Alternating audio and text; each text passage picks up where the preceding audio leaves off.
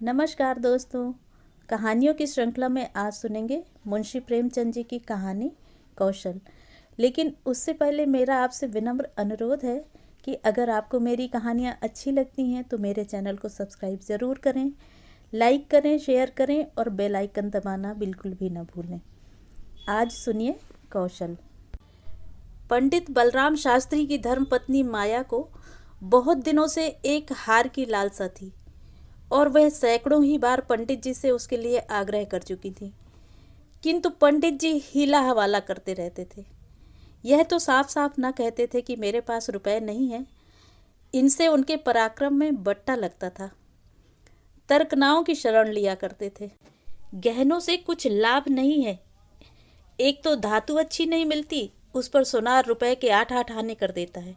और सबसे बड़ी बात यह है कि घर में गहने रखना चोरों को न्योता देना है। घड़ी भर श्रृंगार के लिए इतनी विपत्ति सिर पर लेना मूर्खों का काम है। बेचारी माया तर्कशास्त्र न पढ़ी थी, इन युक्तियों के सामने निरुत्तर हो जाती थी। पड़ोसियों को देख देख कर उसका जी ललचाया करता था, पर दुख किससे कहे। यदि पंडित जी ज़्यादा मेहनत करने के योग्य होते तो यह मुश्किल आसान हो जाती, पर वे आलसी जीव थे। अधिकांश समय भोजन और विश्राम में व्यतीत किया करते थे। पत्नी जी की कटुक्तियां सुननी मंजूर थी, लेकिन निद्रा की मात्रा में कमी न कर सकते थे। एक दिन पंडित जी पाठशाला से आए तो देखा कि माया के गले में सोने का हार बिराज रहा है। हार की चमक से उसकी मुख ज्योति चमक उठी थी। उन्होंने उसे कभी इतना सुंदर न समझा था। पूछा, यह हार किसका है? माया बोली, पड़ोस में जो बाबूजी रहते हैं ना, उन्हीं की स्त्री का है। आज उनसे मिलने गई थी, यह हार देखा, बहुत पसंद आया, तुम्हें दिखाने के लिए पहनकर चली आई। बस ऐसा ही एक हार मुझे बनवा दो ना। पंडित, दूसरे की चीज़ नाहक मांग कर लाई, कहीं चोरी हो जाए तो हार तो बनवाना ही पड़े, ऊपर से बदनामी भी हो। माया, मैं तो ऐसा ही हार लूँगी, 20 तोले का है। पंडित, फिर वही जिद। माया, जब सब पहनती हैं तो मैं ही क्यों न पहनूं। पंडित, सब कुएं में गिर पड़े तो तुम भी कुएं में गिर पड़ोगी।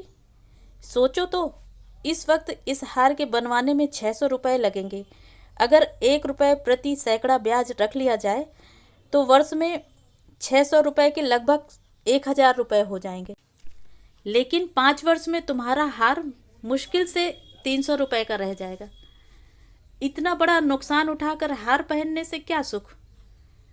यह हार वापस कर दो, भोजन करो और आराम से पड़ी रहो। यह कहते हुए पंडित जी बाहर चले गए। रात को एकाएक माया ने शोर मचाकर कहा, चोर चोर, हाय घर में चोर, मुझे घसीटे लिए जा रहे हैं। पंडित जी हकबकाकर उठ बैठे और बोले, कहाँ कहाँ, दौड़ो दौड़ो। माया, मेरी कोठरी में गया है, मैंने उसकी परछाई देखी। पंडित, लालटेन लाओ, जरा मेरी लकड़ी उठा लाना। माया, मुझसे तो डर के उठा नहीं जाता। कई आदमी बाहर से बोले, कहाँ है पंडित जी, कोई सेंध पड़ी है क्या? माया, नहीं नहीं, खपरेल से उतरे हैं। मेरी नींद खुली तो कोई मेरे ऊपर झुका हुआ था। हाय रे, यह तो हार ही ले गया। पहने पहने सो गई थी, मुए ने गले से निकाल लिया। हाय भगवान। पंडित, तुमने हार उतार क्यों न दिया था? माया, मैं क्या जानती थी कि आज ही है मुसीबत सिर पड़ने वाली है। हाय भगवान। पंडित, अब हाय हाय करने से क्या होगा, अपने कर्मों को रो। इसीलिए कहा करता था कि सब घड़ी बराबर नहीं जाती, न जाने कब क्या हो जाए। अब आई समझ में मेरी बात। देखो और कुछ तो न ले गया। पड़ोसी लालटेन लिए आ पहुँचे। घर में कोना कोना देखा, करियां देखी, छत पर चढ़कर देखा, अगवाड़े पिछवाड़े देखा, शौच गृह में झांका, कहीं चोर का पता न था। एक पड़ोसी, किसी जानकार आदमी का काम है। दूसरा पड़ोसी, बिना घर के भेदिए के कभी चोरी नहीं होती। और कुछ तो नहीं ले गया? माया, और तो कुछ नहीं गया, बर्तन सब पड़े हुए हैं, संदूक भी बंद पड़े हैं। निगोड़े को ले ही जाना था तो मेरी चीज़ें ले जाता, पराई चीज़ ठहरी, भगवान उन्हें कौन मुंह दिखाऊंगी। पंडित, अब गहने का मजा मिल गया ना। माया, हाय भगवान, यह अपजस बदा था। पंडित, कितना समझा के हार गया, तुम ना मानी। बात की बात में 600 रुपये निकल गए। अब देखूं भगवान कैसे लाज रखते हैं। माया, अब आगे मेरे घर का एक एक तिनका चुन के ले जाते तो मुझे इतना दुख ना होता। अभी बेचारी ने नया ही तो बनवाया था। पंडित, खूब मालूम है, 20 तोले का था। माया, 20 ही तोले का तो कहती थी। पंडित, बधिया बैठ गई और क्या। माया, कह दूंगी घर में चोरी हो गई, क्या कर लेगी। अब उनके लिए कोई चोरी थोड़ी ही करने जाएगा। पंडित, तुम्हारे घर से चीज गई, तुम्हें देनी पड़ेगी। उन्हें इससे क्या प्रयोजन कि चोर ले गया या तुमने उठाकर रख लिया। माया, तो इतने रुपए कहाँ से आएंगे। पंडित, कहीं ना कहीं से तो आएंगे ही, नहीं तो लाज कैसे रहेगी। मगर तुमने की बहुत बड़ी भूल। माया, भगवान से मंगने की चीज भी न देखी गई। मुझे काल ने घेरा था, नहीं तो इस घड़ी भर गले में डाल लेने से ऐसा कौन सा बड़ा सुख मिल गया। मैं हूं ही अभागिनी। पंडित, अब पछताने और अपने को कोसने से क्या फ़ायदा। चुप हो के बैठो। पड़ोसिन से कह देना घबराओ नहीं, तुम्हारी चीज़ जब तक लौटा न देंगे तब तक हमें चैन न आएगा। पंडित बालक राम को अब नित्य ही चिंता रहने लगी कि किसी तरह हार बने। यो अगर टाट उलट देते तो कोई बात न थी, पड़ोसिन को संतोष ही करना पड़ता, ब्राह्मण से डांट कौन लेता। किंतु पंडित जी ब्राह्मणत्व के गौरव को इतने सस्ते दामों में न बेचना चाहते थे। आलस्य छोड़कर धनोपार्जन में दत्तचित्त हो गए। 6 महीने तक उन्होंने दिन को दिन और रात को रात नहीं जाना। दोपहर को सोना छोड़ दिया, रात को भी बहुत देर तक जागते। पहले केवल एक पाठशाला में पढ़ाया करते थे, इसके सिवा वह ब्राह्मण के लिए खुले हुए 101 व्यवसायों में सभी को निंदनीय समझते थे।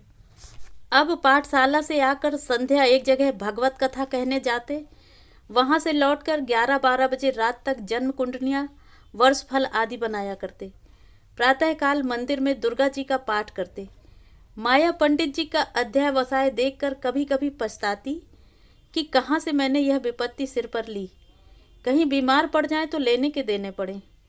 उनका शरीर क्षीण होते देखकर उसे अब यह चिंता व्यथित करने लगी। यहाँ तक कि 5 महीने गुजर गए। एक दिन संध्या समय वह दिया बत्ती करने जा रही थी कि पंडित जी आए, जेब से पुड़िया निकालकर उसके सामने फेंक दी और बोले, लो आज तुम्हारे ऋण से मुक्त हो गया। माया ने पुड़िया खोली तो उसमें सोने का हार था। उसकी चमक दमक, उसकी सुंदर बनावट देखकर उसके अंतःस्थल में गुदगुदी सी होने लगी। मुख पर आनंद की आभा दौड़ गई। उसने कातर नेत्रों से देखकर पूछा, खुश होकर दे रहे हो या नाराज होकर।